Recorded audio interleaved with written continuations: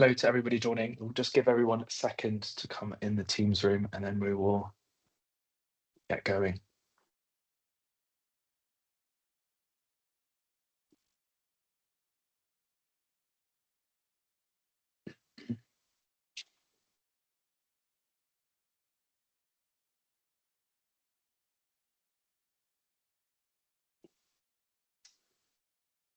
Okay, well, good afternoon, everyone. Thank you so much for joining this webinar. My name is Patrick O'Donnell, and I'm a communications consultant with Higginson Strategy based in London.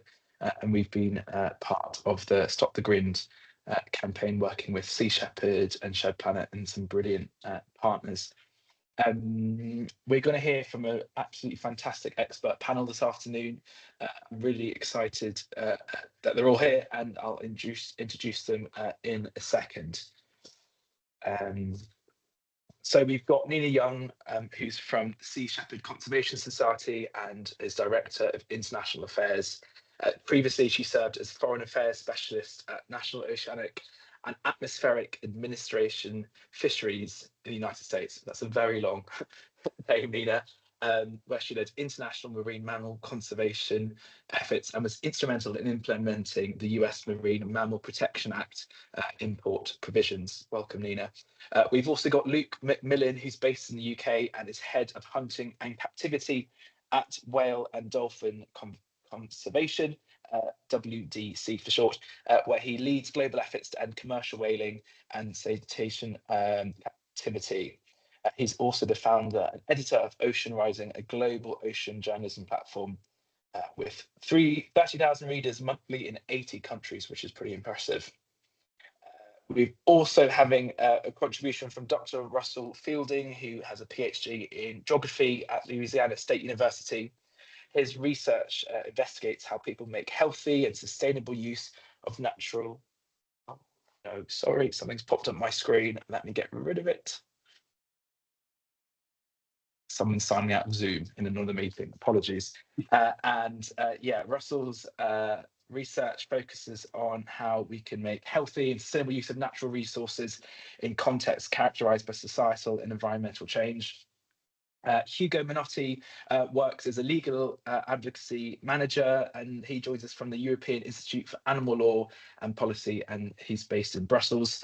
The Institute provides non-profits and public administrations with expertise with the goal of helping to advance the interests of animals in European law and policy as well.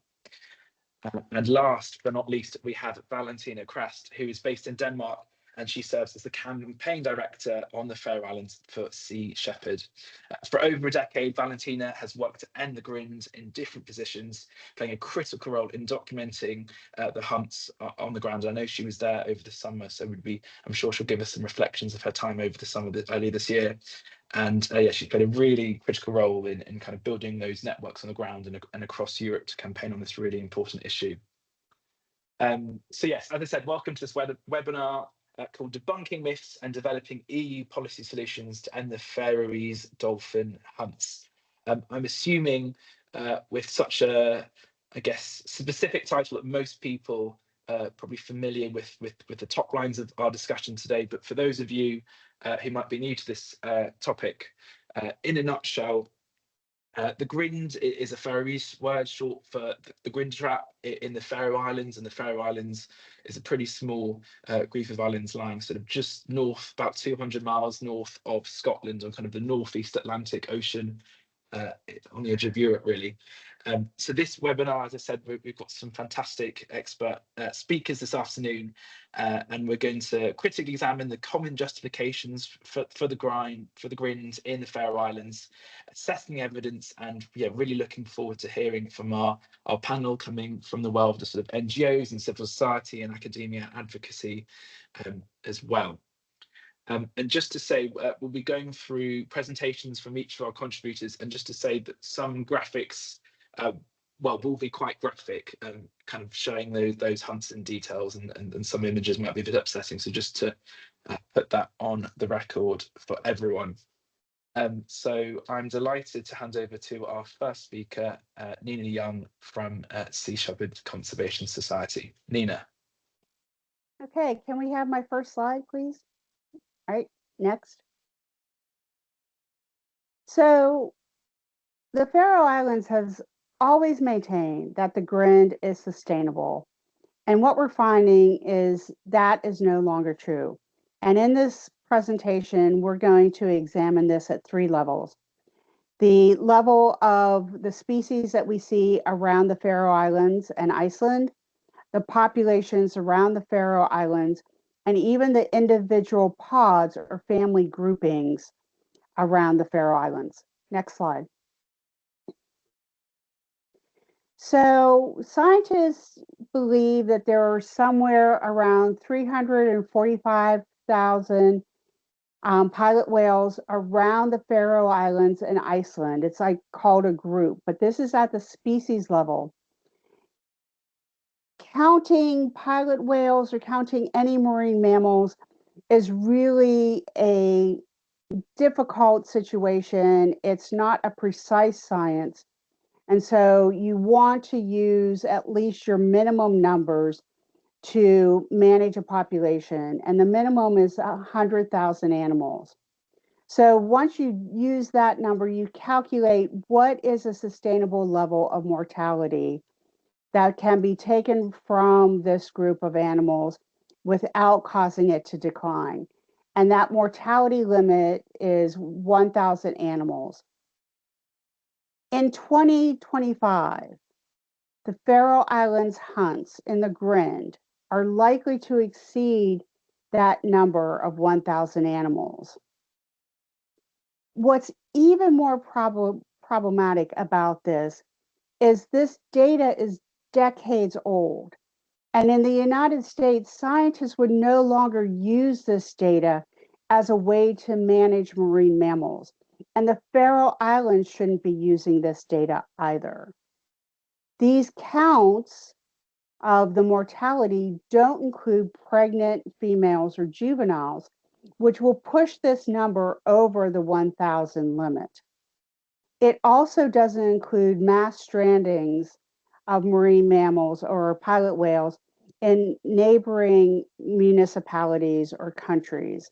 It doesn't include other hunts, and it doesn't include the accidental entanglement of pilot whales in commercial fishing operations. So the only conclusion that you can reach at this point is the Grind is unsustainable at the species level. Next slide.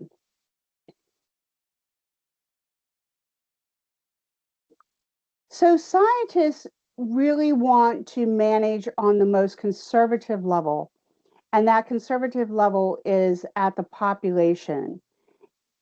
And the reason why they do that is they want to maintain the genetic diversity of a group of animals.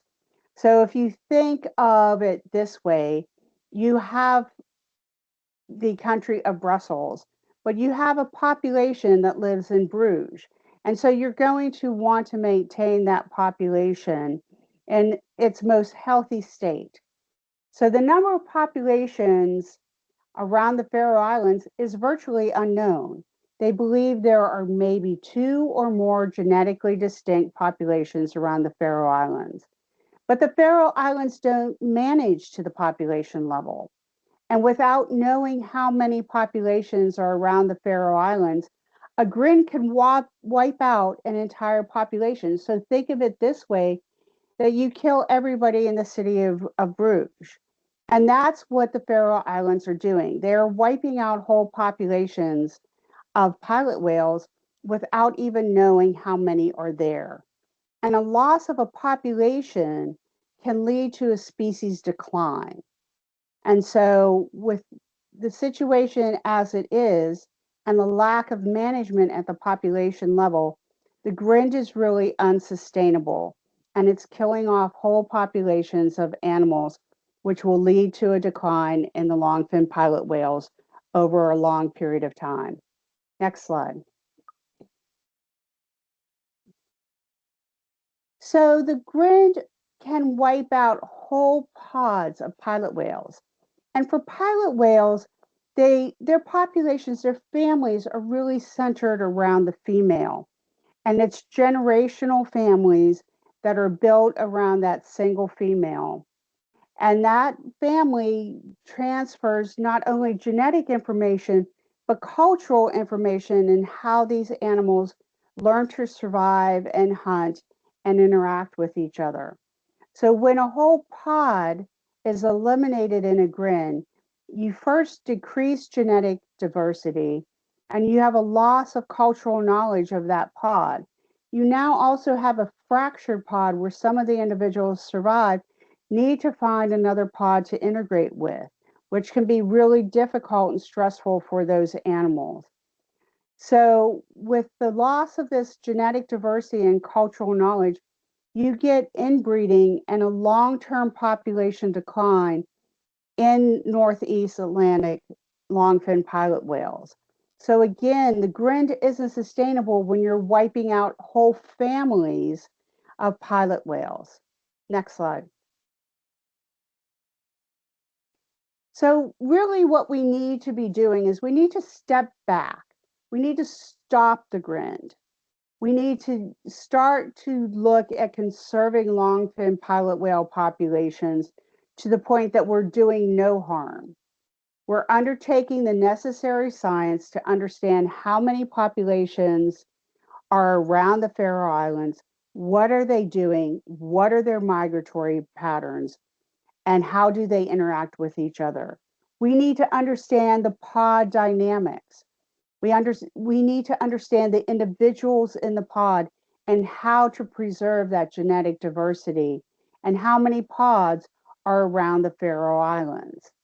We need to start to manage based on the science, not archaic estimates that the grind is sustainable, but what we know now, what the science can tell us now about the grind. And right now, the grind, by all levels of science, is not sustainable.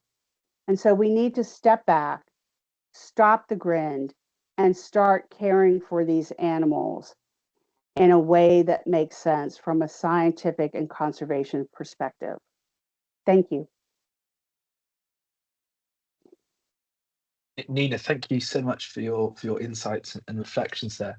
I had one question. I think you've touched on it already, but what really is the impact of killing pregnant females and juveniles in the grind? And kind of, could you talk a little bit more about sort of, I guess, the long-term risks of that as well in terms of, the killing of pregnant females and juveniles? Yeah, thanks, Patrick. So the International Whaling Commission, since the 1940s, has outlawed the killing of pregnant females, females that are nursing, and juveniles, because they recognize if you're taking that out of the population, you are dooming that population to decline. You are taking out the reproductive capacity, the animals that are going to reproduce and add to that population. And that's what's happening here with the grin. There is no recognition, no effort whatsoever to prohibit the killing of nursing females, juveniles, or pregnant females. They are dooming this group of species to decline unless they start to change their ways. And this gets to the management of science.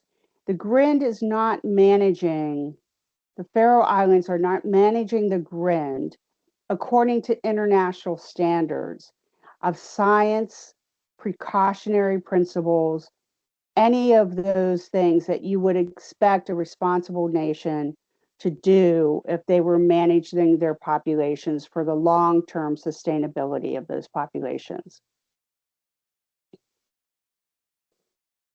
Great, thank you so much, Nina, for that presentation. We're going to move now to Luke McMillan, who is UK Head of Hunting and Captivity at the Whale and Dolphin Conservation. Luke, over to you. I think you're muted, Luke. Thank you. The joys of Teams. There we go. Can everyone hear me okay? Yes, all good. Wonderful, thank you. And thanks, Nina, for that. That was really concise and to the point, and really summed up that angle really well. And so with the Grind, it's not something that's happening on the fringes of Europe. It's happening within our shared waters. Every year, whales and dolphins are killed in the Faroe Islands, and it's a territory tied to the EU through fisheries and trade. And what happens there, I believe, directly reflects on us. So, for example, in 2021, a single hunt killed 1,428 Atlantic white-sided dolphins, which was the largest cetacean massacre ever recorded in Europe. That same year, 666 long-fin pilot whales were also killed. In this year, as of mid-September, 814 individuals were killed, and as Nina explained, the 2025 figure is likely to exceed 1,000 individuals. So over the last 2 decades, more than 20,000 whales and dolphins have been driven ashore and killed. If we could put the next slide, please. So I lead the hunting and captivity program at Whale and Dolphin Conservation, and my work combines investigation, campaigning, policy, challenging cruelty, shaping international decisions, and trying to build the conditions for real change. The Grind continues today, I think, because of 3 persistent myths: that it's sustainable, that it's healthy, and that it's humane. Now, if I go through the myths one at a time, and Nina, as I said, Nina spoke with great eloquence on this. The idea comes in terms of its sustainability. The idea comes from the fact that pilot whales aren't endangered. So it's assumed the hunt must be harmless. But there are no quotas, no independent observers, no protection for subpopulations. Entire family pods are killed at once, wiping out social units that existed for decades. And as Nina alluded to, when the elder female dies, she takes her pod's navigation and feeding knowledge with her. It's not sustainability. I would say it's more selective extinction. The fact that it's healthy food. The argument for this is rooted in history. Whale meat once kept islanders alive through long winters, but today the Faroes import most of their food and enjoy one of Europe's highest living standards. I believe that their GDP is actually higher than the UK currently.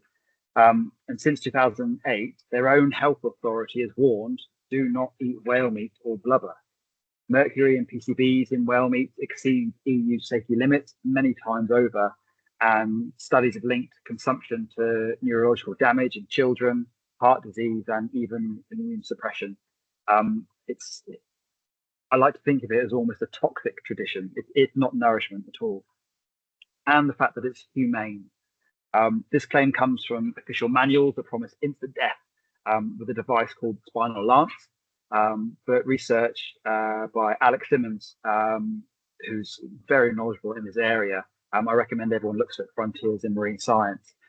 He found no evidence of that. So the lance severs your motor control.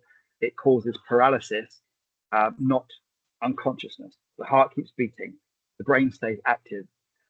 Even the reflex test that checks for consciousness, the eyelid test, is often skipped. Death isn't instant, and it can take minutes. You can put the next slide up, please. So EU law already protects animals from this kind of suffering. The directive requires that any animal killed for food must be rendered unconscious before death. In the Faroes, whales are hooked through their blowholes, dragged alive, bled out on the beach, fully conscious. Alex Simmons concluded that the process is inherently inhumane from start to finish. If these were pigs or cows, it would be called torture. We already know, we already apply standards on land, and it's really time that we apply these standards at sea. So just to go through the points here, the evidence shows that whales are still conscious when they're struck. The body stops, but the mind doesn't. The conscious checks are often skipped, and the brain activity may continue for minutes. You could put slide 4 up, please.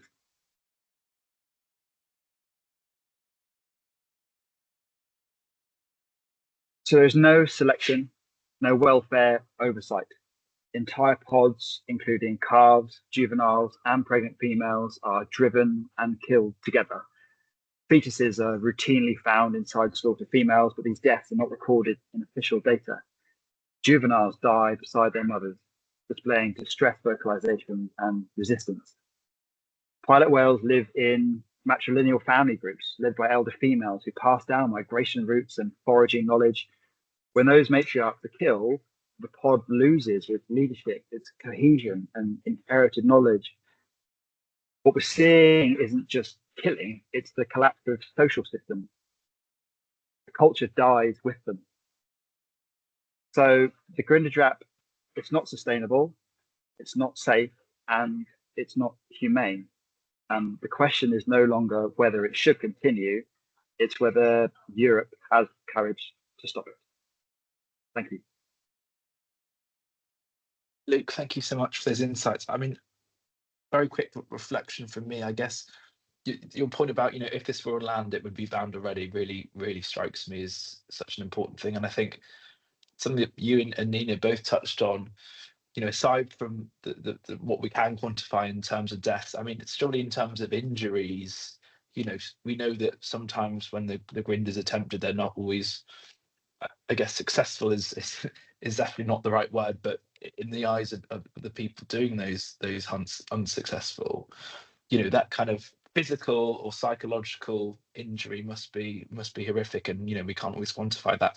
I guess a question for you, Luke, sort of based on your advocacy, how can we communicate these sort of animal welfare violations to mobilize change? And I guess what strikes me is there's probably work to do in Europe, certainly in the UK, because we don't send MEPs to it, but also on the Faroe Islands and on the ground, and how can we kind of shift that culture change?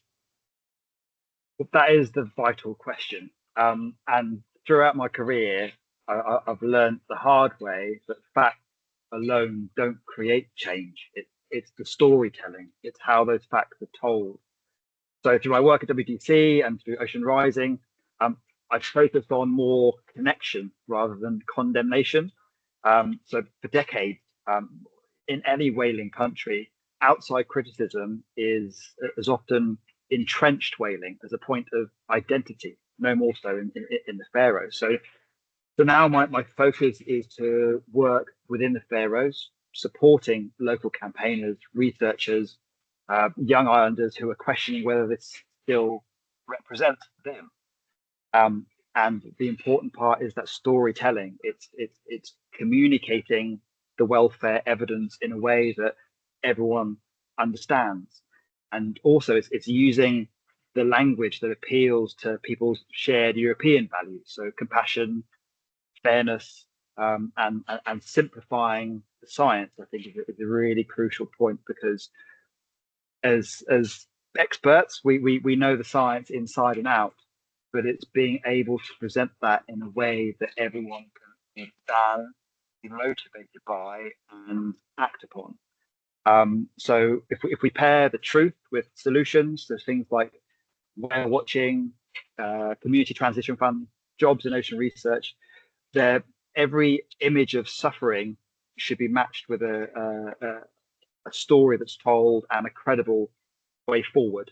And that's how you can change outrage to moving to a place where the grind no longer happens. Great, thank you so much, Luke, for those reflections. I should add as well, I know there's lots and lots of people in the meeting, so if you do have questions, there is a chat box available, so please do put your questions in when the speakers are giving their presentations. If you've got a question for someone who's already spoken, by all means, please put your question in the chat. Just make it clear who you're directing your question to, and we can come back to it at the end, hopefully. Great. Let's move on to our next speaker, who joins us via a recording, Dr. Russell Fielding, who has a PhD in geography at Louisiana State University. I guess what's interesting about Russell's position is, he would, I guess you could say, you'll hear from him in a second himself, but I guess disagree with the concept that these hunt should end. He takes more of an objective policy point of view, and I think, as you can see from these images, actually been involved in the Grind itself. So a slightly different point of view, but hopefully, I'm sure, equally as insightful. So I'll hand over to Russell's recording. Hello. Oh, sorry, My name is Russell Fielding. I should say, sorry, the audio is slightly quiet on this. You might want to adjust your audio and your computers, but hopefully everybody should be able to hear okay. Thanks. And I've been asked to prepare and present some information on the human health aspects of whaling in the Faroe Islands. I am an associate professor at Coastal Carolina University in the United States, and I also hold a research appointment with the Ocean Nexus program at the University of Rhode Island. I've been researching Faroese whaling since 2005. Here at the outset, I want to make it clear that personally, I do not align with the organizers of this event on their opposition to the Grindadráp. On principle, I do not oppose Faroese whaling, and have even occasionally participated in whaling events, as seen here in this photo. As many of you will know, whaling has a long history in the Faroe Islands. Precise records date back to the late 16th century, and most historians believe the practice to be much older than that, perhaps even having been introduced by the original Norse settlers to the Faroes more than 1,000 years ago. For much of this history, the food produced through whaling was seen as a healthy component, even necessary, to the Faroese diet. For example, even in publications warning about the negative health effects of whale meat and blubber, Faroese medical researchers have acknowledged that there are many accounts of the importance of the pilot whale for the Faroese people. If some years went by without whales, it was reflected in the household, and the joy was great when this gift from God again appeared from the sea. There is no doubt that this food source in many ways has contributed to the good health and has remedied imminent hunger in many homes. For centuries, this was the widely held and justified opinion on the healthfulness of the food produced through whaling. During the latter half of the 20th century, however, some Faroese researchers and their international collaborators began to question whether whale meat and blubber were still as healthy as they once were. The problem involves the pollution of the marine environment, largely by industries not based in the Faroe Islands. For decades, the research into this issue has been led by Dr. Paul Vaya of the Faroese hospital system, along with his collaborators, including, notably, Dr. Philippe Grandjean of the University of Southern Denmark. In 1977, Vaya's office made the first recommendation to limit the consumption of food produced through whaling, due to findings that the whale's tissues had elevated concentrations of mercury.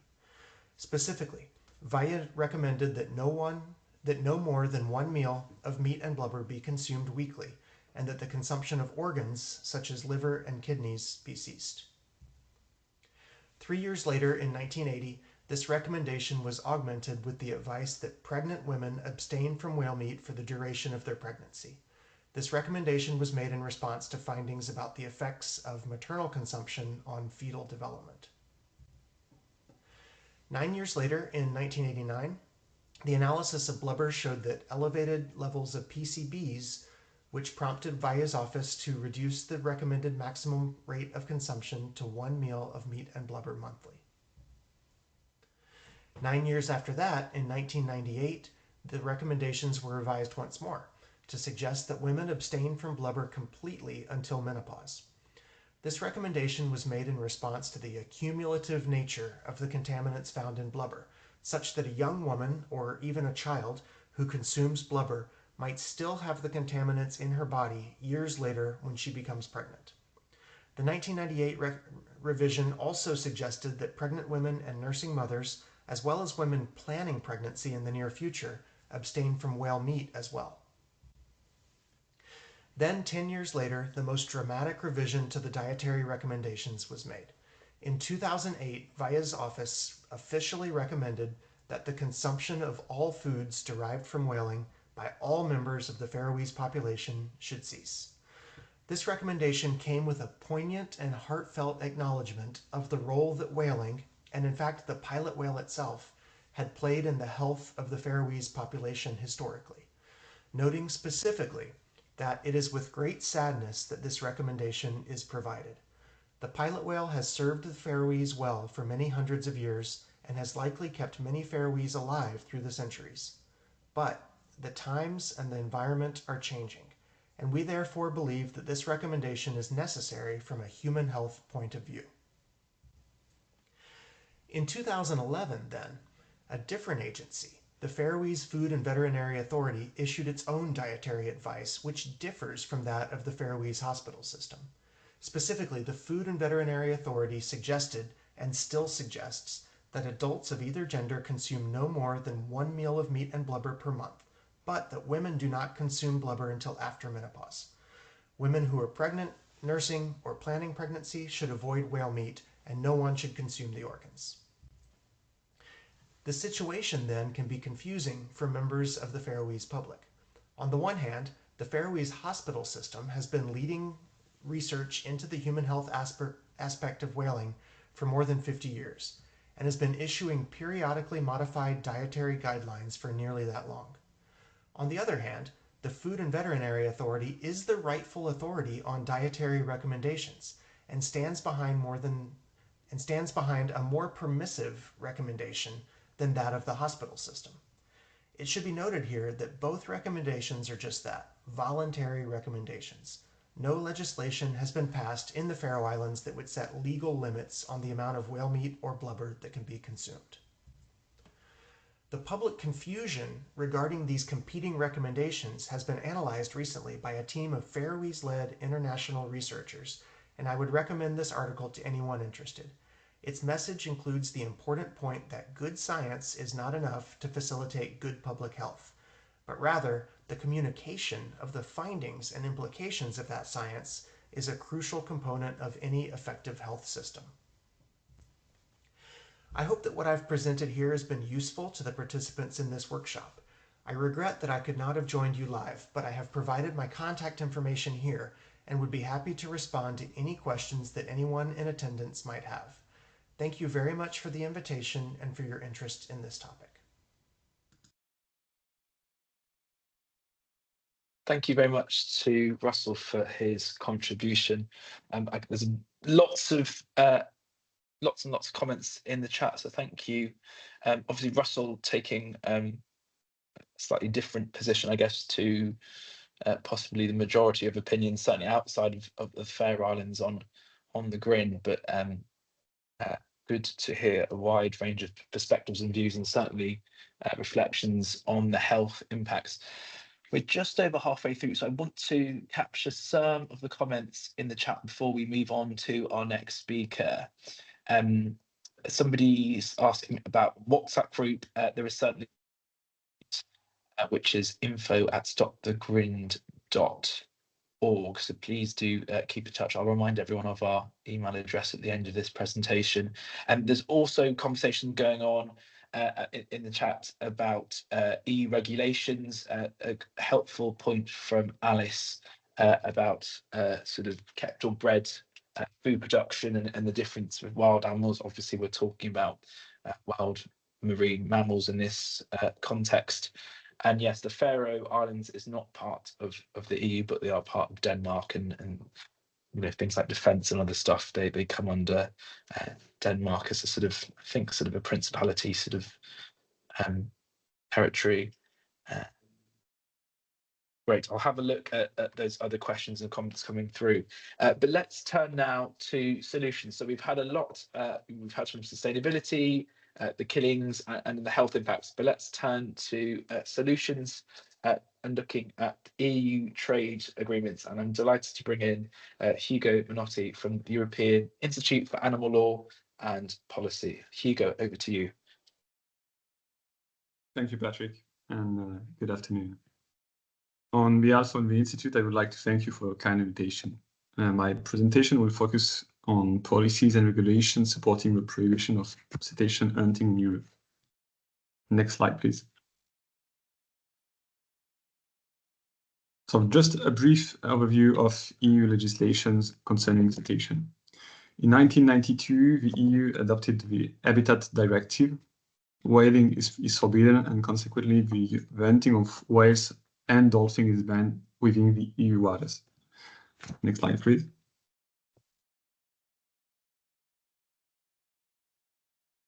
European legislation also prohibits the trade in cetacean-derived products from third countries.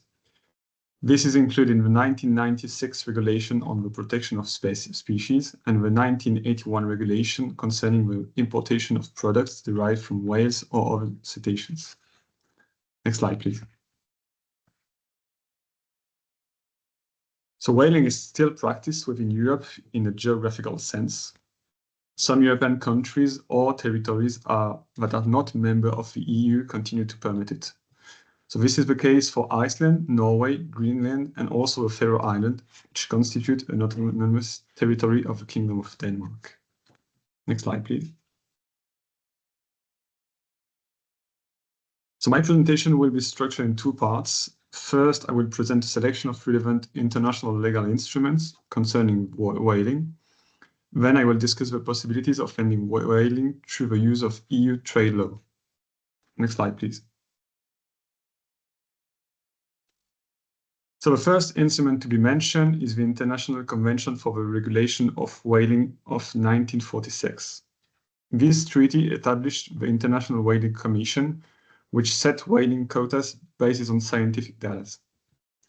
It defines catch limits for both commercial whaling and aboriginal subsistence whaling. And it also introduced a moratorium on commercial whaling in 1982, which entered into force 4 years later. Next slide, please. However, the convention has certain limitations, particularly with regard to the Faroe Islands. The text provides exemptions for whaling carried out for subsistence purposes, and the Faroe Islands makes use of these exemptions. Furthermore, the convention applies only to whales and not to dolphins. And yet, as you know, whaling in the Faroe Islands also targets species such as the white-sided dolphin, for example. Next slide, please. The second instrument worth mentioning is ASCOBANS, the agreement on the conservation of small cetaceans on the Baltic, Northeast Atlantic, Irish, and North Seas. Adopted in 1991, it lists marine mammals as protected species. Its legal basis is the Bonn Convention of 1979. Beyond conservation plans, it also encourages the party to prohibit the deliberate capture and killing of small cetaceans. Next slide, please. Here again, the text suffers from a significant limitation in this specific case. The Faroe Islands are excluded from the territorial scope of the agreement at the request of Denmark. Therefore, its provision does not apply with the territory of the Faroe Islands. These limitations leads us to explore another legal framework, that of the EU. Next slide, please. The second part will focus on EU trade law. There might be economic and legal instruments that can be used to address the practice of whaling. Next slide, please. So the first point to underline is that EU is a major trading partner of the Faroe Islands. It could therefore export pressure on the islands by relying on economic arguments. Indeed, the EU is Faroe Islands' largest trading partner, accounting for 39% of the country's total trade in goods in 2022. 56% of the Faroe Island import came from the EU, while 25% of the exports went to the EU. The total trade in goods between the EU and the Faroe Islands amounted to 1.9 billion euros in 2022. The EU also appears increasingly willing to introduce environmental conditionality requirements in its trade relations, as illustrated, for instance, by its recent agreement with New Zealand. It could therefore adopt a similar approach with the Faroe Islands. Next slide, please. Beyond the economic pressure that the EU could exert on the Faroe Islands, examining the free trade agreement between the two parties could also represent an interesting option. In this regard, the EU, Denmark, and the Faroe Islands concluded an agreement in 1997, which remains in force today. Its objective is to promote trade and strengthen commercial relations between the Faroe Islands and the EU. Although no provision explicitly mentions the practice of whaling, Article 22 sets out the possibility of restricting or prohibiting import, export, or a transit of goods, notably on ground on public morality. It could therefore be argued that the principle of public morality may apply not only to good trade between the EU and the Faroe Islands, but also as a retaliatory measure against the practice of whaling itself. On this basis, the EU could consider whaling to be contrary to European public morality and, as a result, restrict its trade relation with the Faroe Islands as a form of disapproval. While it is uncommon for the EU to prohibit the importation of commercial products, such restrictions do exist for products delivered from cetaceans or seals, reflecting European citizens' strong sensitivity to animal welfare issues. Next slide, please. Thank you for your attention. Great. Hugo, thank you so much for your reflections, and I think really timely given so many questions in the chat on the EU. A question for you, Hugo, kind of on the role, I guess, of the role of the EU. Has the EU ever penalised the Faroe Islands for allowing these hunts or any violation of international conservation rules? So the EU has not imposed any sanction on the Faroe Islands in connection with whaling. We have two motions for a resolution on whale and dolphin hunting in the Faroe Islands, which were tabled in 2024 and 2025. These motions are based on the premise that such practices contradict European value and undermine the EU sustainability objective. So they call on one hand for the suspension of EU funding to the Faroe Islands, and on the other hand, the renegotiations of fisheries agreements to include a suspension clause in the event that whaling continues to be practiced by the Faroe Islands. However, this proposal has not been yet examined. Great. Thank you so much, Hugo, for your insights. Lots and lots of questions coming through in the chat. I'll do my best to collate them, and then after our next speaker, I can probably put these to some of our panel members. Hopefully we'll have a little bit of time. So I'm delighted to hand over to Valentina Krast, who is the campaign director of Sea Shepherd Global, specifically working in the Faroe Islands. Valentina is going to talk to us about support for community-led pathways as part of the solution. Over to you. Thank you, Patrick. I just want to start out by acknowledging for 20 seconds the value of having a panel where the conclusions about this are varied, especially Professor Fielding, who comes from the same data, scientific data that we do, and we agree on that, but we do come to different conclusions, perhaps because we're rooted in different priorities. Some of us who appreciate the fact that the historical value of the Grind needs to be a priority for the future of this Grind is perhaps rooted in you could say human considerations, where the rest of the panel perhaps take on a more nature or animal ethic rooted consideration. But I do value the fact that Stop the Grind initiative manages to bring us all together, because the opinions of Professor Fielding offers a perspective that exactly mirrors the many opinions of people who want to continue whaling in the Faroes. So I wanted to thank him for that. But on to my own brief 5 minutes. Today, I have the pleasure of talking about a crucial aspect of our work, which is local engagement. So we all know that societal change requires support and acceptance on a local level. So engaging with communities like those in the Faroes is absolutely essential for succeeding in ending the Grind.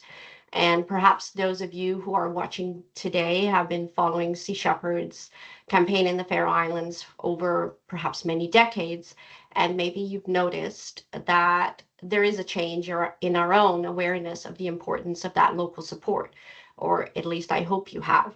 If not, I'm just happy to get the opportunity today to present it briefly to you. Next slide, please.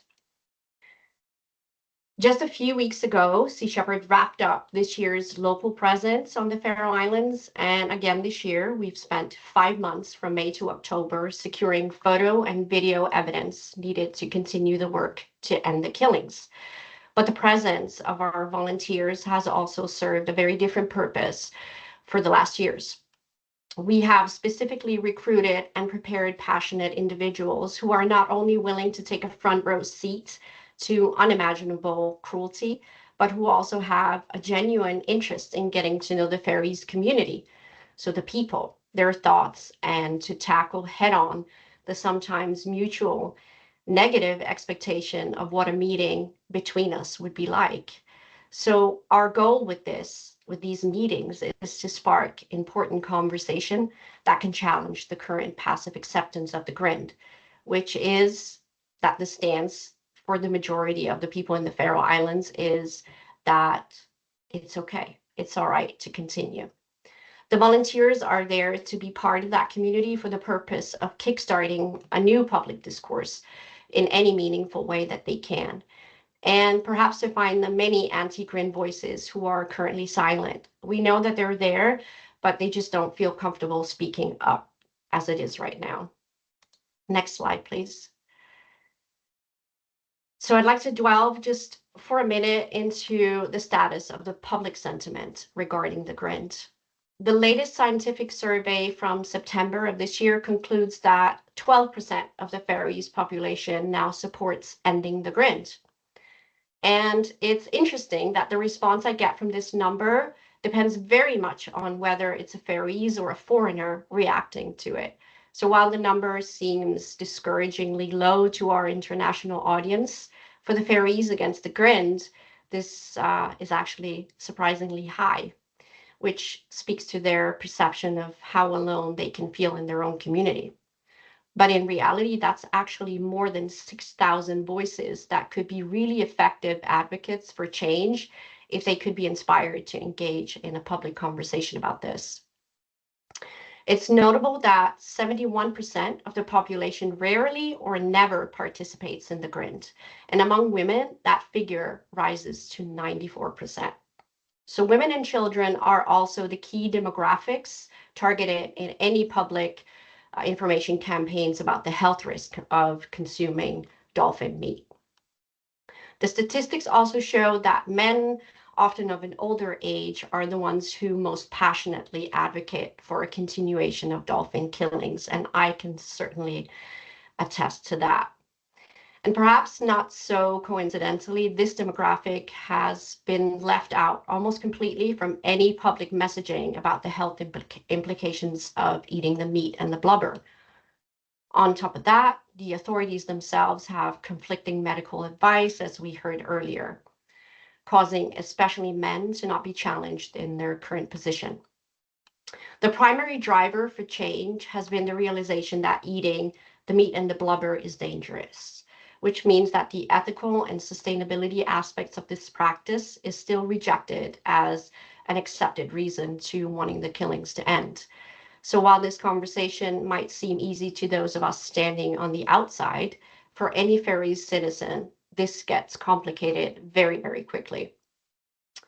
And the fear of being judged or isolated keeps a lot of people from taking a visible and loud position, which is why there is no public discourse. At best, we see fragmented attempts that are easily dismissed by those who are invested in continuing the grind. Next slide, please. So what do?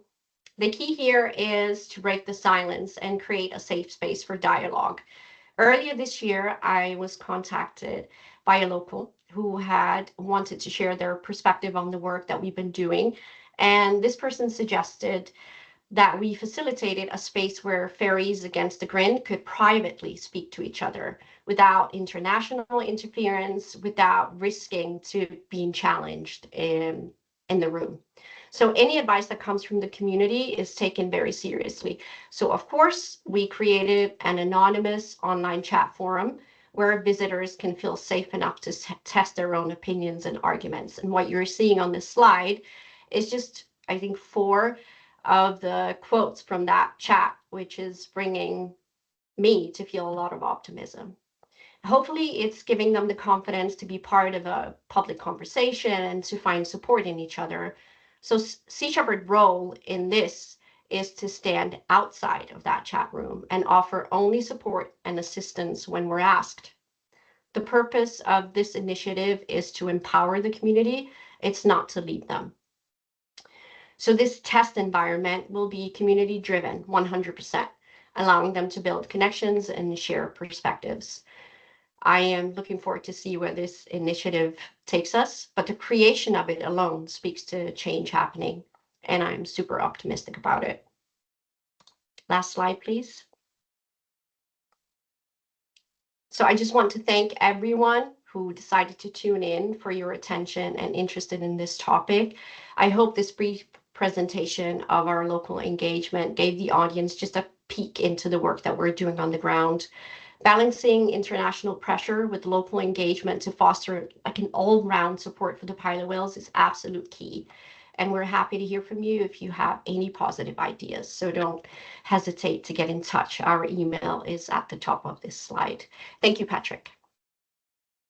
Valentina, thank you so much for your reflections. You know, you know better than lots of people. You've been on the island, you know, this summer, only a matter of months ago. What do you see as the biggest challenge when it comes to locals speaking up against the Grin? Because I know it's a conversation we've had together, and I think you articulated it very well in your opinion piece in Oceanographic magazine. I think just yesterday it was published, so well worth people on the call looking for that. Yeah, what's the kind of biggest challenge when we're on the ground? You know, 1 in 10 people are against it. How do we give those 1 in 10 people to the confidence to speak out, and how do we also tap into the 70% who aren't involved? Yeah, so this is an emotionally charged topic. Killing of dolphins is instantly sparks anger.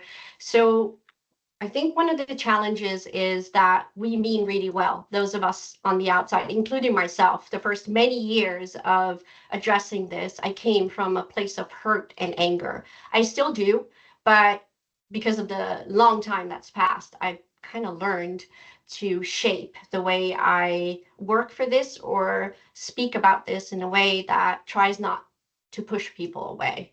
And I think the biggest challenge that I've seen over the last years is while Sea Shepherd is attempting to really change the discourse, especially online, we are struggling with the language that we're using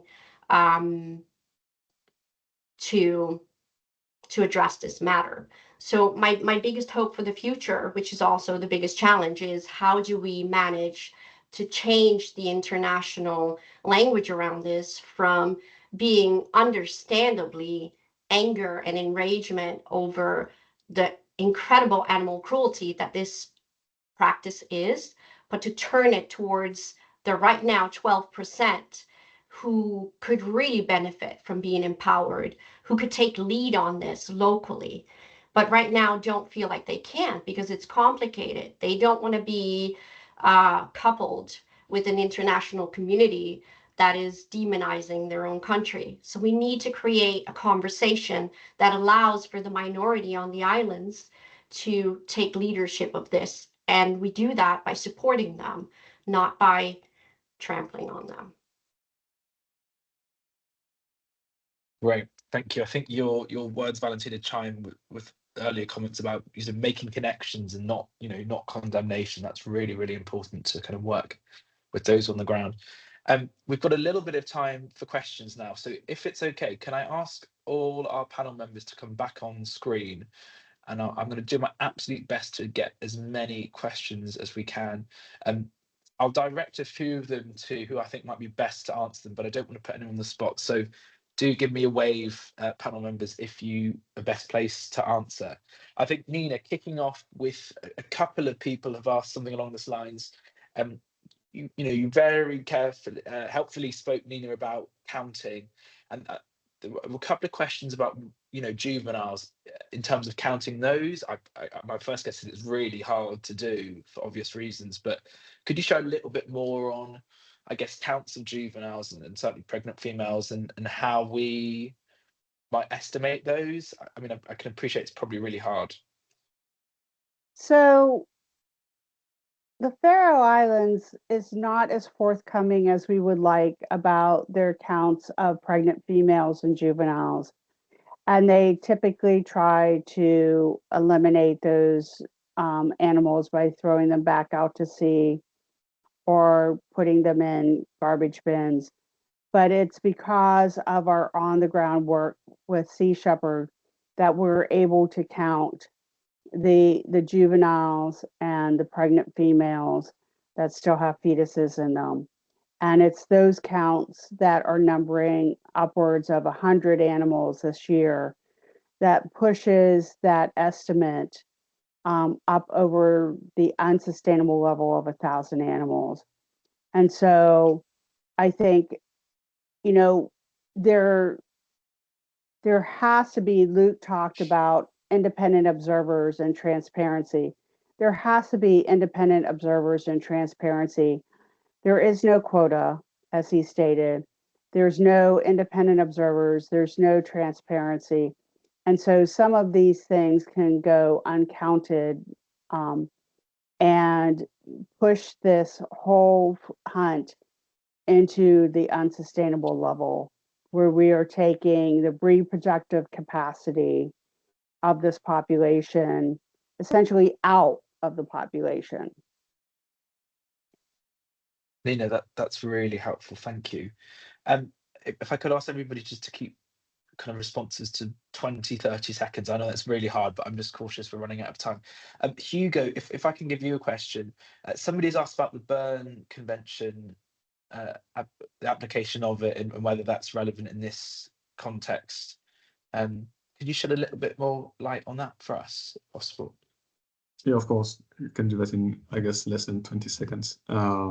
Just because the Berne Convention does not apply to Faroe Islands. They are not member of Council of Europe, as Alice was saying. So I guess no solution from this point. Okay, thank you very much. I'm just looking through questions.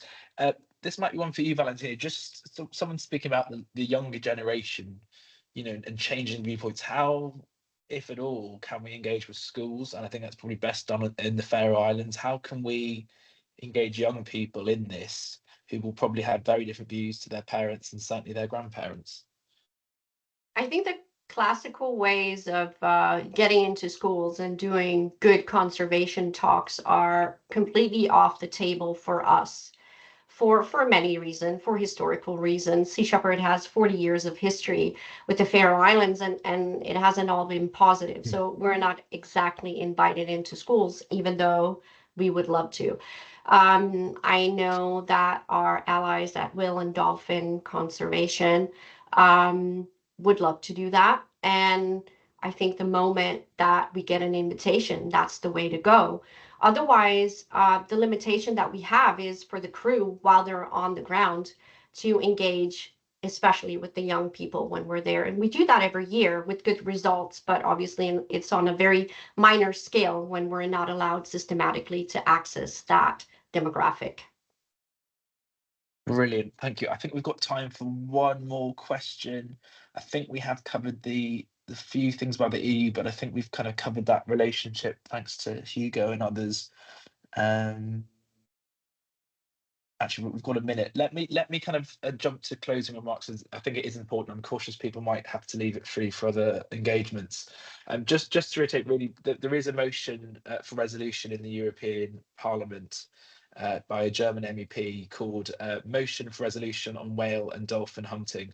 So in terms of next steps, in terms of calls to action, I think the real call to action is to go to your MEP, and I know I'm sure there's MEPs on this call and certainly staff who work for them, policy makers and NGOs as well. That really is the call to action, getting MEPs to sign up to that and to push that forward through the European Parliament, because I know that's recently been submitted.